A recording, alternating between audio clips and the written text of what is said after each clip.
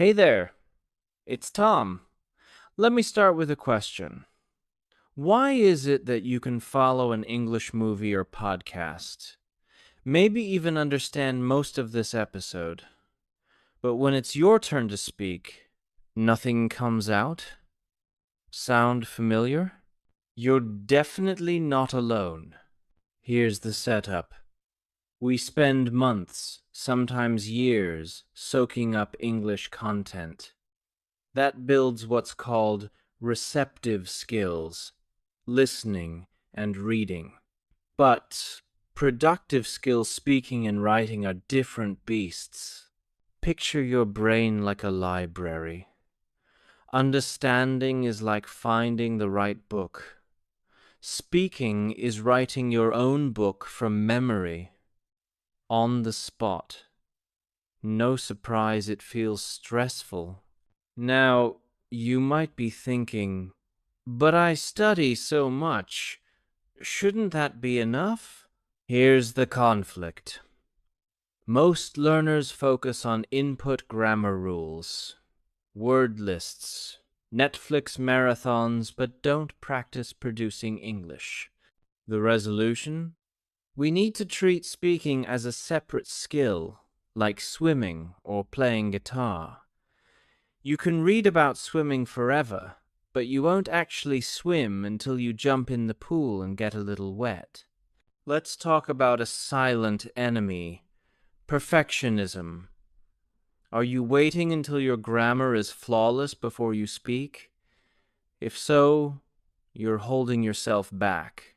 Let me tell you a story. Years ago, I had a student, Maria, who could write essays but was terrified to speak for fear of making mistakes. Here's the conflict. Maria's focus on perfect grammar made her silent, but real-world conversations are messy. Even native speakers use imperfect English every day. The technical term here is comprehensibility. It's more important than accuracy. Now you might be thinking, but won't people judge me? Actually, most people are grateful you're trying, and every mistake is a stepping stone to fluency, sort of like training wheels on a bike. Remember, fluent with mistakes beats silent with rules. If a toddler says, "Me want cookie," they get the cookie and keep learning. It's the same for you. So, resolution. Start speaking now, even if it's messy. Every slip-up is proof you're growing. The only real mistake is not trying. Here's a technique that will change the way you learn. Chunking. Instead of memorizing words one by one, focus on chunks. Short, ready-made phrases that native speakers use all the time. Think of chunking as building with Lego blocks instead of single bricks. Why does this matter? Because our brains store language in patterns. The technical term collocation means words that naturally go together, like make a decision or take a break. Now you might ask, how do I find these chunks? Try shadowing. Listen to podcasts or movies, pause, and repeat whole phrases like, "I'm just about to head out," or "Let's catch up soon." The conflict. If you only learn isolated words, you'll freeze when you try to speak.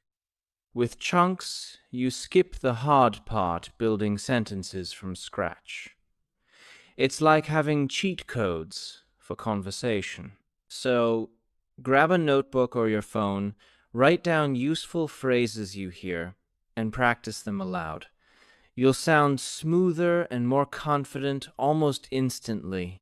Let's be honest, not everyone has a native speaker in their pocket. So, what's the solution? Talk to yourself. That's right. Self-talk is a proven way to build fluency. Imagine narrating your morning, "I'm brushing my teeth. I've got a meeting at 9. The technical term here is output hypothesis.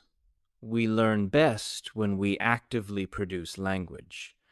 And self-talk is output you can do anywhere, anytime. No judgment, no pressure. Now you might worry, isn't that a bit weird? Maybe. But it works. And here's where tech comes. In AI tools like ChatGPT or Pi are like friendly robots who never get bored. Start a cafe conversation, ask for correction practice until you're comfortable. The conflict. At first you'll stumble. You'll run out of words. But every minute you spend speaking, you're wiring your brain for faster recall and better fluency. Resolution? Make self-talk and AI chats a daily habit. 5 minutes a day adds up, your confidence will grow, and English will start to feel like second nature. Now, let's put it all together with actionable techniques that professional teachers use, like the 4-3-2 technique. Start by telling a simple story in English for 4 minutes, then tell it again in 3, and finally in 2. Each time, you'll be faster and smoother. What's happening here? This is called automatization. Your brain is turning slow, conscious effort into quick, natural speech, almost like muscle memory in sports. You might ask, how else can I practice? Try sentence transformation. Take one simple statement, say, I went to the store. Now, change it. Add details, switch tenses, express emotions. Suddenly, you have 10 ways to say the same thing.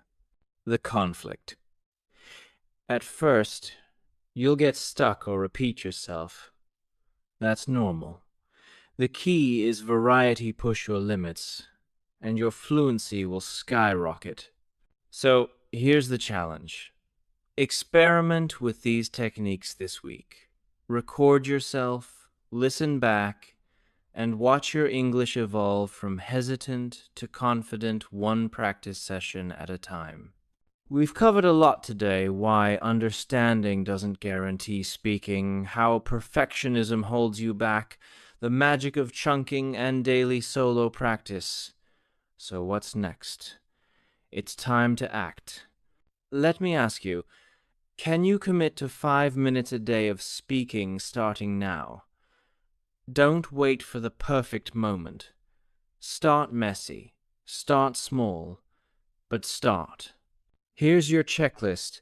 Embrace mistakes, collect chunks, talk to yourself, use AI, and try the 4-3-2 exercise.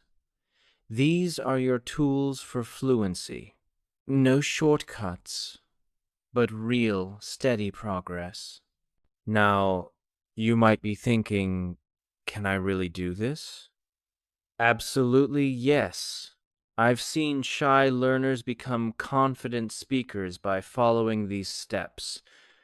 The only thing missing is your decision to begin.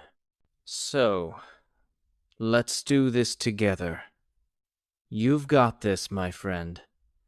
Keep speaking, keep learning, and remember, I'm rooting for you every step of the way. Until next time, this is Tom from Mr. English Unleashed. See you soon.